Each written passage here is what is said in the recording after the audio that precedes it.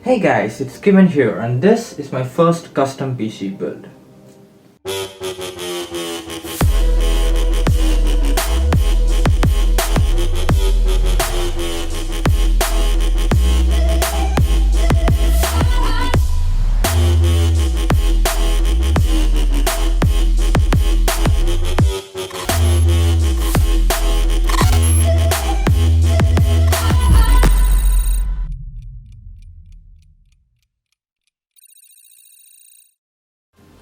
Now that the aesthetics are out of the way, let's get right down to specs. For the CPU, it has a Ryzen 5 3600, a 6-core 12-thread processor, more than enough for my needs. And for the GPU, I went for the Radeon RX 590 Fatboy by XFX.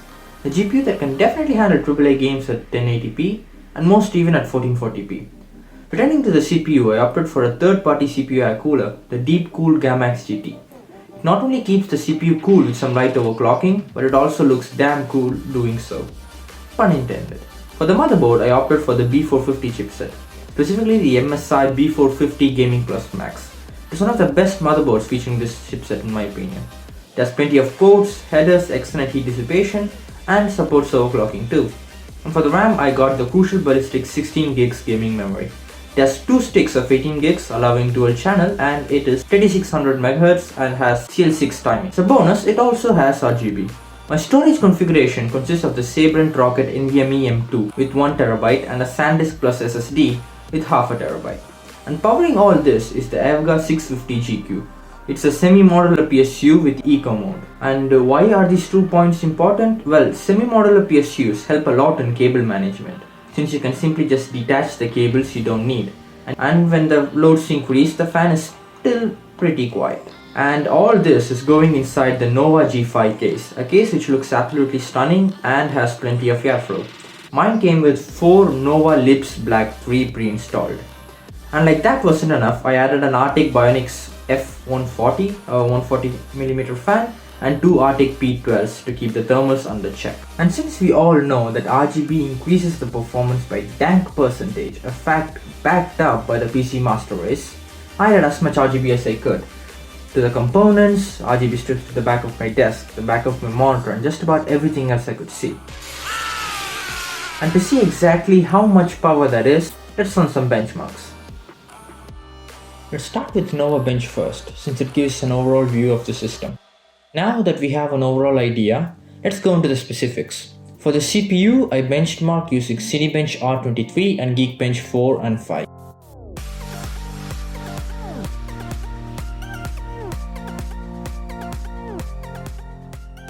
For the storage, I used Crystal Disk Mark to check its speeds. For the GPU, I used Heaven and, well, games. These are the chosen 12 I play most of the time. Unfortunately, the video was recorded from an external video camera to not hinder performance, so the quality might not be that good. To skip the gaming footage during the benchmark and to see the summary graphs, skip to the time printed on the screen.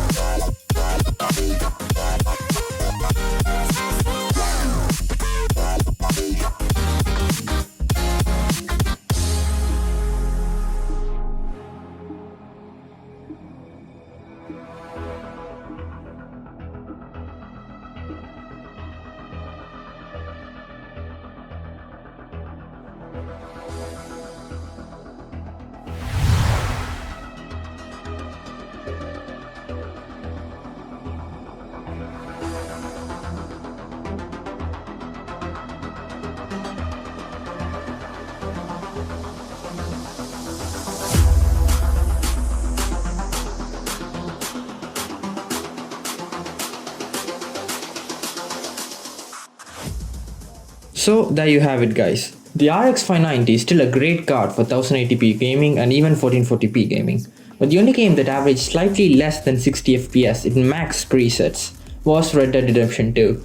But it was still very much playable, averaging at just 52 FPS. Okay guys, I'm going to end it right there. I personally think all the parts I used for this build are great value for money. Leave down in the comments below what you think about my build, and if you have any suggestions to improve my build, please feel free to leave them down below as well.